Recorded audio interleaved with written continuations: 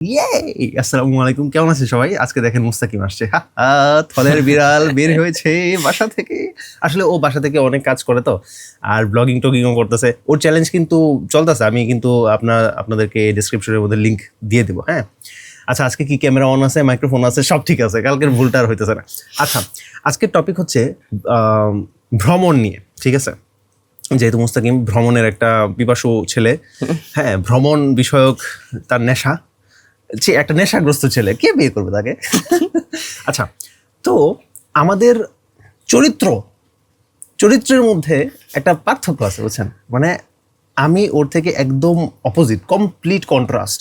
মানে ও অনেক ঘুরতে পছন্দ করে, আমি ঘুরতে মানে ঘুরিনি, আমার জীবনে ঘোরার ফেরা হয়নি, এত এত পার্থক্য। তো এখন ও যখন আমার জীবনে আসছে, তখন ও আমাকে অনেকভাবে ইমপ্রেস করার চেষ্টা করছে, ইনফ্লুয়েন্স করার চেষ্টা, আসো ঘুরি, হ্যাঁ, সিলেট যাই, এখানে যাই, সেখানে কি জানি করছিল, কোন কোন জায়গা জানি বলছিলাম চা বাগান চলো, চা বাগানে যাই। পরে অনেক জায়গায় তো বলছি তুমি যাও না। ও চা বাগান ওর সাথে যাওয়া হয়েছিল, একবার যাওয়া হয়েছিল, ওই যে আমরা এলাকার সব ভাই বাদাররা মিলে কিন্তু গেছিলাম, তখন কিন্তু তুমি গেছিলা।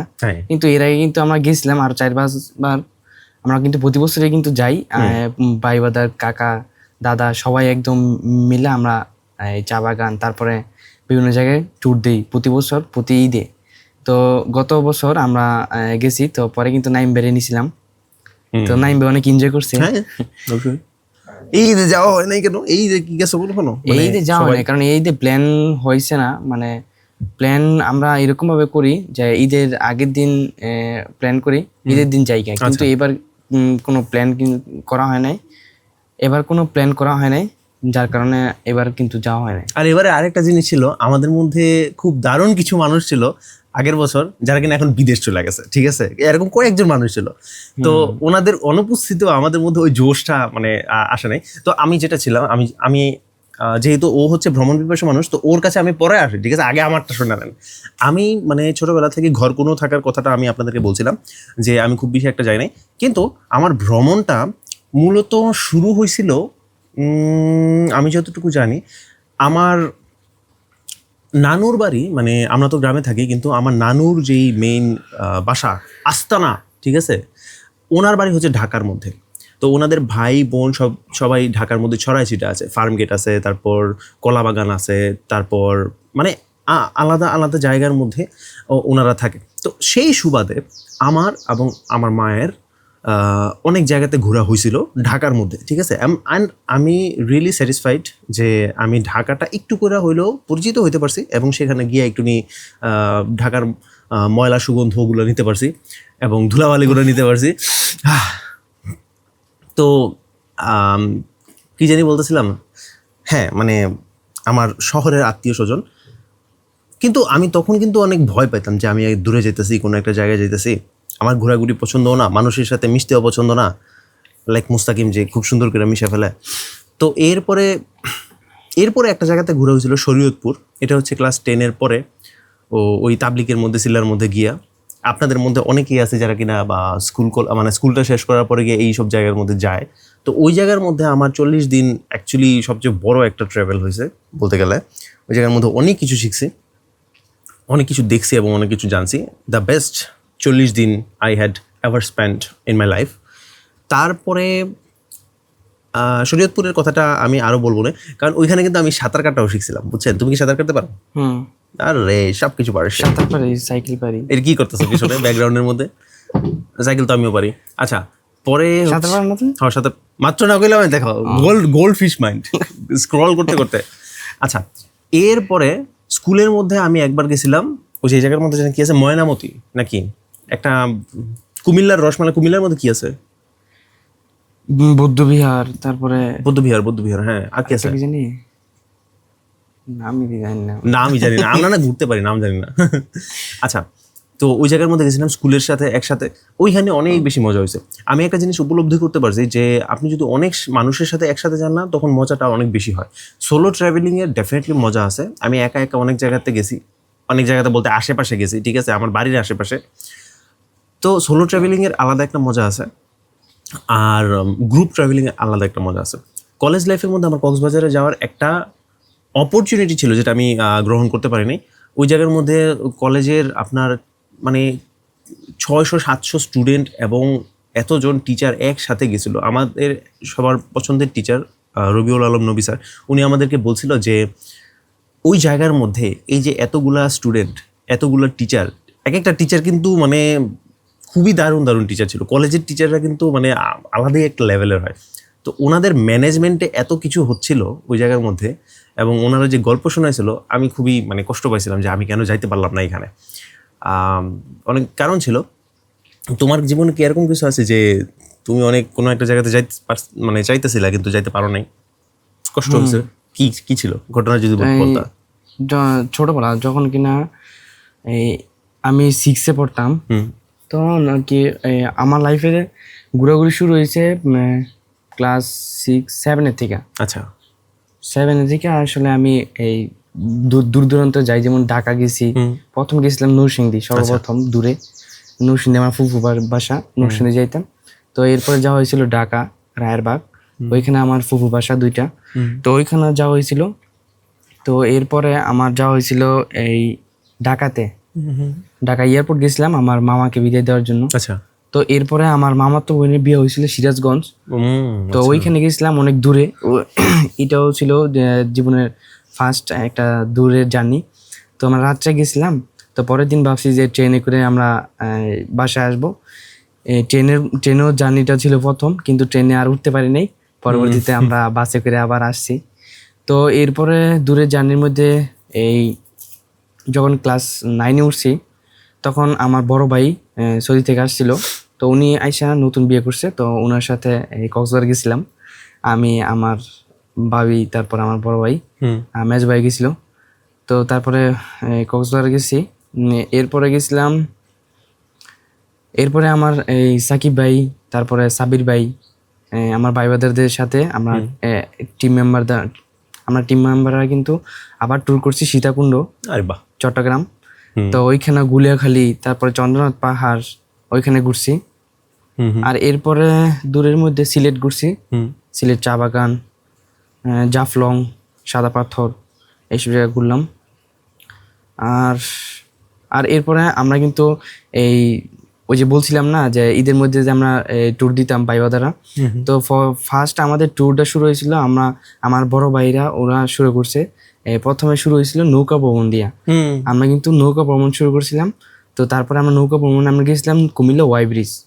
আচ্ছা, আপনারা হয়তো অনেকে নাম শুনছেন। তো কুমিল্লা ওয়াই ব্রিজ গেছিলাম। তো ওইখান থেকে পরেই কিন্তু আমাদের যাত্রা শুরু হয়েছে যে আমরা প্রতি ঈদে একবার করে ট্যুর দিব। তো প্রতি ঈদে ট্যুর দেওয়া হয়, মাঝে মধ্যে একবার দুবার মিস যায়।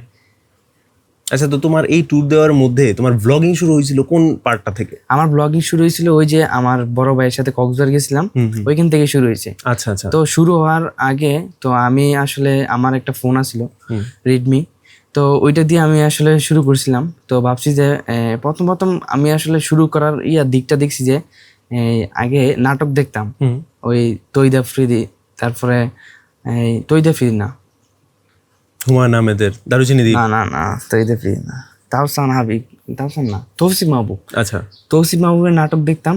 তো আমার মন চাইতো যে তৌসিফ মাহবুবের মতো একজন নাটকার বা আচ্ছা কিছু একটা হইতে। তো পরবর্তীতে আমি এই জগৎটা মধ্যে ঢুকছি, যে ইউটিউবে কি ভিডিও ছাড়া যায়। তো পরবর্তীতে ঢুকলাম, যে দেখি যে আমিও ভিডিও ছাড়ি।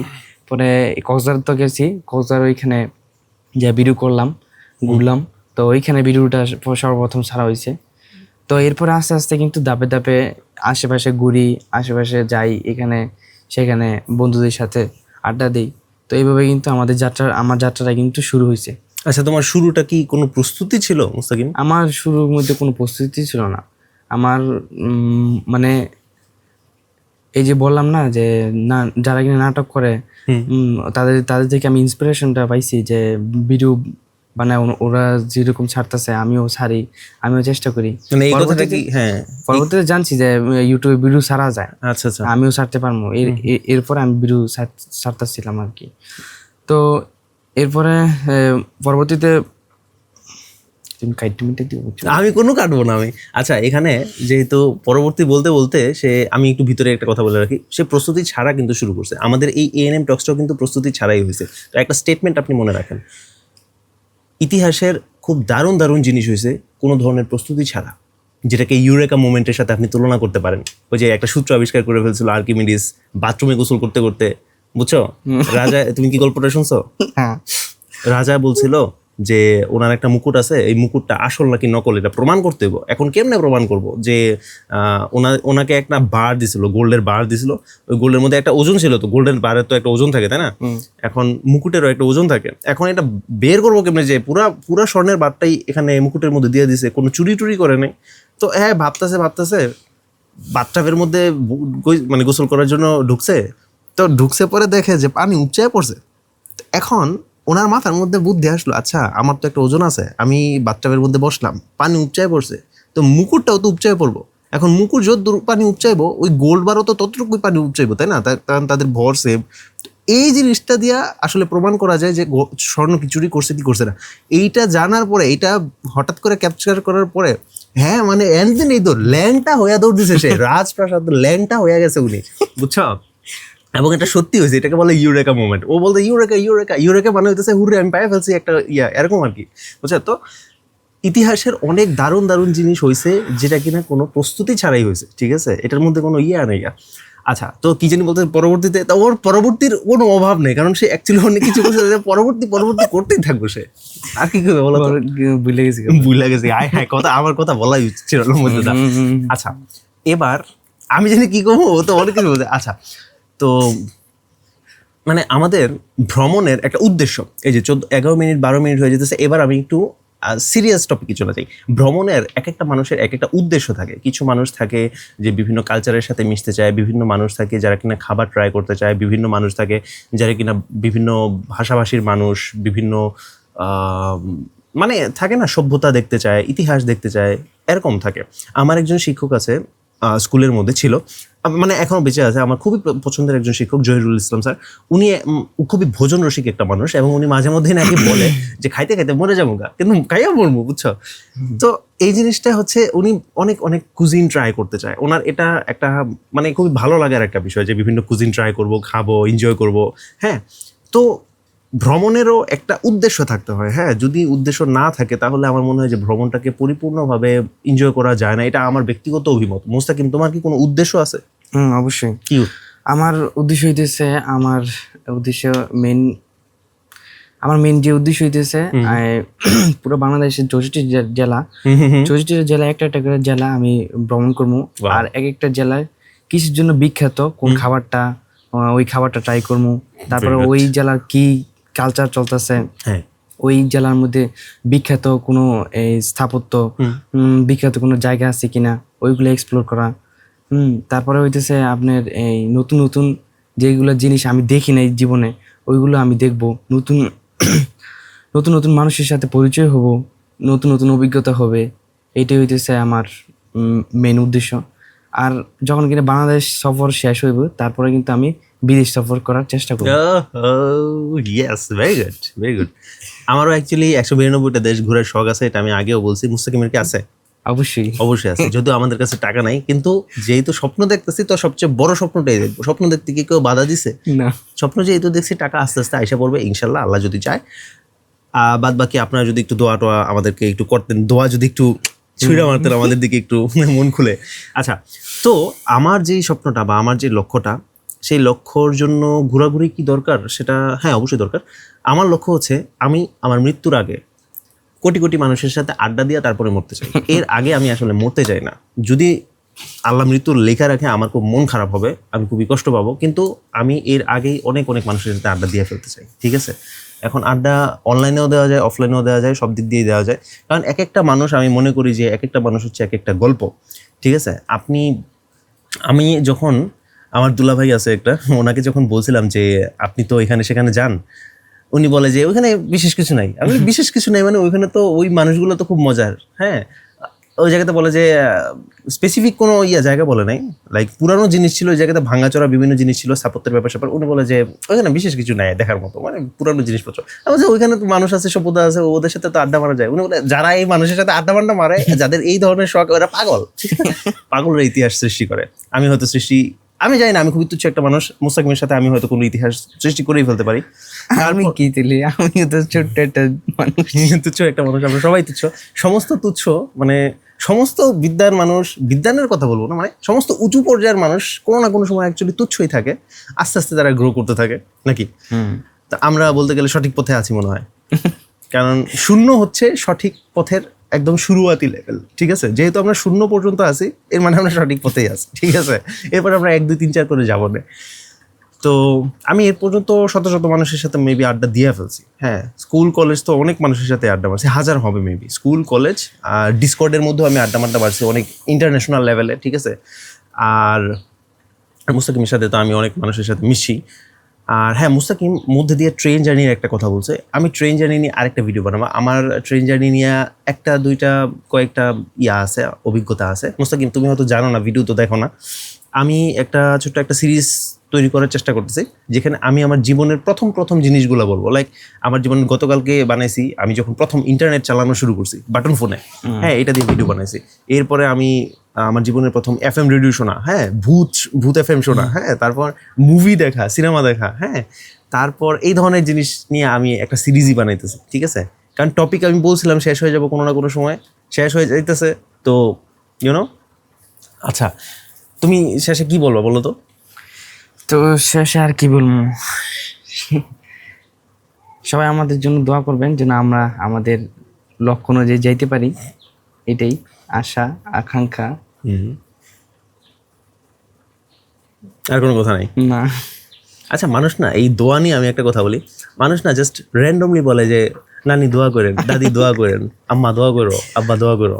কিন্তু আমার মনে হয় যে ওনাদেরকে যদি দোয়ার মধ্যে ছেড়ে দেয়, তাহলে ওরা র্যান্ডম দোয়া করে, আল্লাহ ওর উপরে বরকত দেবো, কোন বিষয়ে বরকত দেবো এটা তো কয় না। তো আমার মনে হয় যে একদম স্পেসিফিক যদি কোনো বরকত চাইই ফেলে, এই আপনি দোয়া করবেন, এই বিষয়ে দোয়া করবেন, তাহলে মনে হয় বেশি ভালো হয়। তো আমি আপনাদের জন্য একটু রিকোয়েস্ট করি, আপনি আমার জন্য এই দোয়াটা করে, যাতে আমি বেশি মানুষের সাথে মিশতে পারি, আমার যাতে ওই আড়ষ্টতাগুলো দূর হয়ে যায়, আমি যাতে তাদের মনের ভিতরে ঢুইকা অনেক গল্পগুলো বের করতে পারি, এই দোয়াটা স্পেসিফিকলি আপনি করেন, ঠিক আছে। মুস্তাকিম তুমি স্পেসিফিক কি দোয়া চাও? আমার জন্য দোয়া করবেন যেন আমি দেশ বিদেশ ঘুরতে পারি, ট্রাভেল করতে পারি, মানুষের সাথে মিশতে পারি। এইটাই, এই দোয়াটাই করবেন। স্পেসিফিক একটা দোয়া, খুব স্পেসিফিক দোয়া চাইছি। আর কথা বলার শেষে আমি আমার এক সিনিয়রের মোবাইল করে গেল একটা উক্তি পড়তে চাই, ঠিক আছে। এটা আমি বের করে রাখছি, আসলে ওনার উক্তি থেকে আমি ইম্প্রোভাইজ করে আমার নিজের স্বপ্নটা বের করছিলাম। উনি যেটা বলছিল, জীবনে কত কত উপন্যাস না পড়ে মরতে হবে, কত কত মুভি না দেখে মরতে হবে, কত কত গান না শুনে মরতে হবে। এইটা ছিল ওনার উক্তি, যেখান থেকে ইম্প্রোভাইজ করে আমার স্বপ্নটা রেডি হয়ে গেছে। সিনিয়র মানুষ থাকা আসলে জীবনে খুব ইম্পর্টেন্ট, যার কাছ থেকে আমরা শিখতে পারি, উদ্দীপনা অনুপ্রেরণা নিতে পারি, জুনিয়রদের কাছ থেকেও নিতে পারি। আচ্ছা, কাটতে দিবেন নাকি শেষ করবা? তুমি যেহেতু নিঃশ্বাস নিয়ে ফেলছো, এর মানে তুমি কিছু একটা বলবা, বলো। আসলে আমি কিন্তু যখন কিনা ইউটিউবে ঢুকছি, ইউটিউবে ঢুকার পরে কিন্তু আমি আমার সঙ্গী পাই নাই। মানে আসে না যে আমার লাইনে আমার মতোই আরেকজন মানে আমাকে সাপোর্ট করবো, ভিডিও এডিটিং এর মধ্যে, ভিডিও এডিটিং সেক্টরের মধ্যে আমাকে নিয়ে আসবো, সহধর্মিনী। কিন্তু এরকম কোনো কিন্তু আমি কাউকে পাই নাই। তো প্রথম ভিডিও তেমন ভালো হয় না, এডিট করতে পারি না। তো অনেক ধাপ আমি কিন্তু তারপরেও চেষ্টা করে আমি কিন্তু পার করছি। তারপরে যখন কিনা 2000 কত সালে তোমার সাথে স্বাধীন হওয়ার আগে, দেশ স্বাধীন হওয়ার আগে, 2023 সালে, 23 সালে দ্বিতীয় স্বাধীনতার আগে নাকি 23 না 24 হয়তো 24 না, এই গত 2 বছর, এখন তো 26 চলতেছে, গত 2 বছর ধরে নাইম ভাইয়ের সাথে আছি।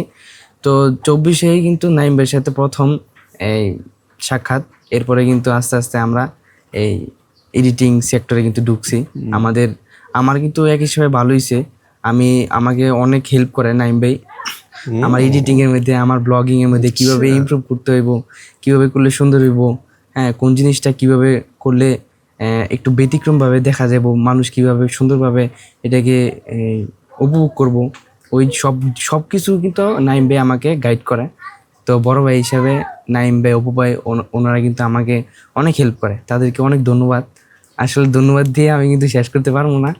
তো আজকে বিদায় নেই এখানেই, যেহেতু পারবা না তাহলে শুরু করছো গেলে। আর প্রশংসা শুনতে অনেক ভালো লাগে, আর একটু কই হ্যাঁ কমেন্টের অটো যদি অফ করে ইচ্ছা মতো করবো, চলো লেখা রাখবো প্রশংসা, বুঝছো? আর আমি জানি লাস্টে কি বলতে চাইছিলাম, কি জানি করতেছিলে তুমি কি, আমি হ্যাঁ একটা হচ্ছে যে আমি কিন্তু তাকে জাস্ট গাইড করছি যে এটা করতে পারো সেটা করতে পারো, পরামর্শ দুনিয়ার সমস্ত মানুষ পরামর্শ দেয়, সেই সমস্ত মানুষের মতো আমিও পরামর্শ দিছি। কথা হচ্ছে যাকে পরামর্শ দিচ্ছে সে নিচ্ছে কিনা বা সে তার জীবনের মধ্যে অ্যাপ্লাই করতে পারছে কিনা। মুস্তাকিম খুব সুন্দরভাবে অ্যাপ্লাই করতে পারে, ইজ এ গুড স্টুডেন্ট, ঠিক আছে? তো আপনাদের মধ্যে এটা মনে রাখেন, শুধু পরামর্শ দিলেই হবে না, আপনার জীবনে হার্ভার্ডের প্রফেসর এসেও যদি পরামর্শ দেন এবং সেটা যদি আপনি না মানেন, অ্যাকচুয়ালি সেই জিনিসটাতে আসলে সেই পরামর্শে আসলে কোনো লাভ হবে না। মানার মধ্যে হচ্ছে মানে কি বলে সাকসেস। তো আপনারা মানতে থাকেন, আমি আপনাদেরকে একটু রিকোয়েস্ট করছি দোয়া করবেন, আপনারা একটু মাইনেন। হ্যাঁ এইটাও মানবেন না আপনি, এটা কোনো কথা? Good bye.